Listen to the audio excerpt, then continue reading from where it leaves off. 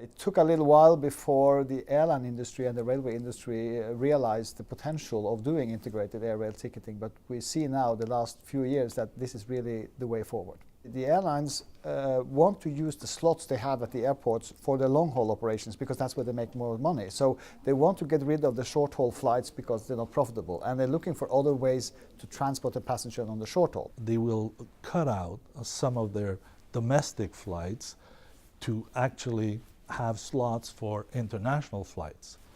Now, once they do that, they still need the feeder. They still need to feed those long-haul flights.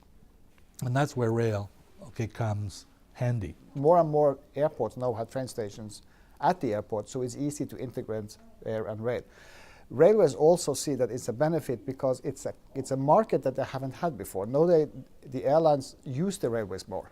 And I think it's a mindset also for the railways based on that the European Union, especially in Europe now, says that you're going to have competition, you're going to have to open up, and you're going to have more railway operators operating on the same routes. And obviously the one that has the best product, the one that works with other modes of transport, is the one that's going to have the best and the most passengers traveling. Lufthansa and Deutsche Bahn are competitors, first of all, but also we are partners.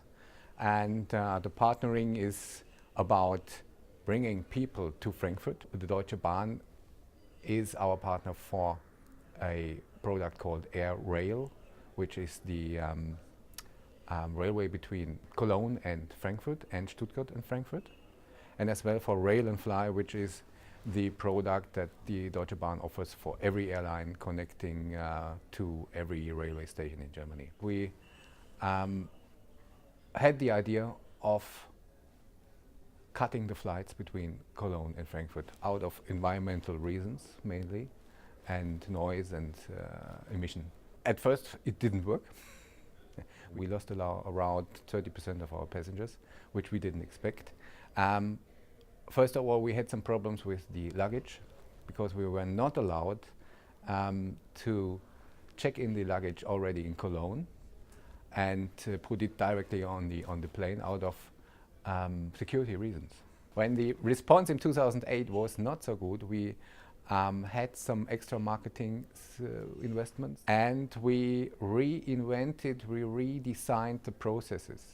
We started to have an extra train attendant only for the Lufthansa passengers on board on the trains, and we tried to make the travel as seamless as we could do.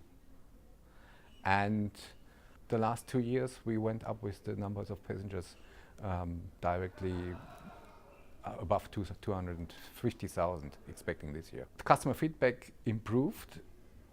Mainly positive is the high speed, because you only need 55 minutes between Cologne and Frankfurt Airport, which is quite fast. Second, you arrive in the center of Cologne and not at the airport. Then the check-in facilities at the airport, Frankfurt Airport, has improved. So we have a dedicated area where the AirRail passengers can drop their luggage very nearby. This gives us a lot of positive feedback as well. What we see now is that more and more airlines and more railways realize that they have to complement each other and not compete as they always did before. We've implemented Thalys, first co-chair with airlines. We implemented the train between Amsterdam and Brussels, awaiting for FIRA to come in operation. We have DB Rail and Fly. We're issuing over 2,000 tickets a day, just with that single product, DB Rail and Fly. It's all interline.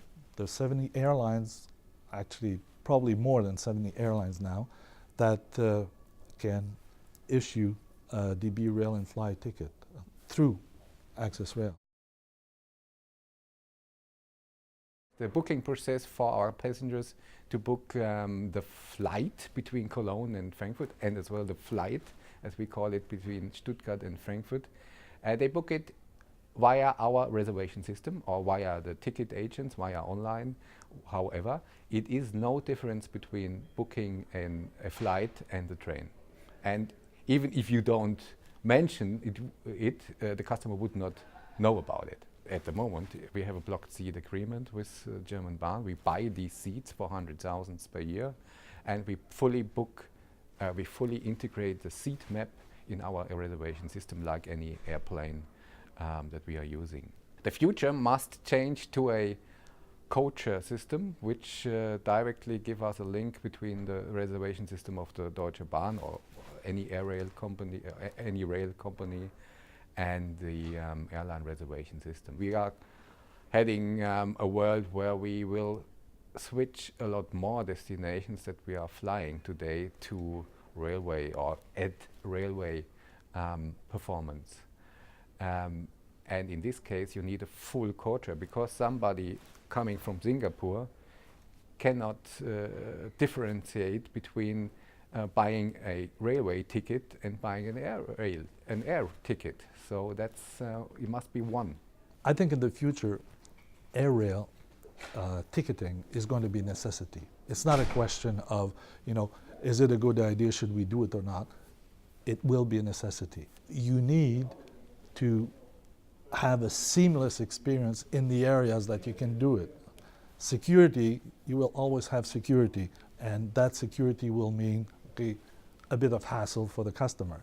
So at least if you can take care of the e-ticketing aspect of it and the integration of air and rail, this will be a winner for the future.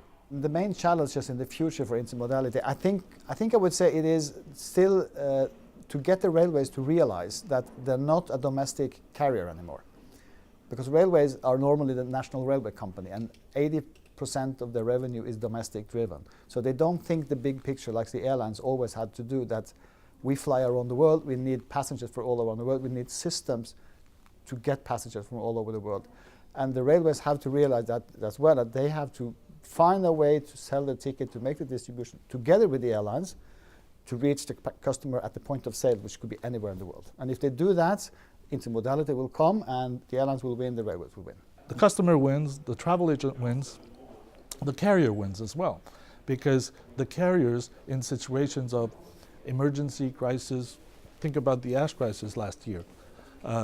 You had all those flights that were grounded and you had to rebook people on the train. This was all a manual process. If you have integrated ticketing, all of a sudden you just take your airline passengers, you book them on the train, done and over with. You don't need to go through the manual process.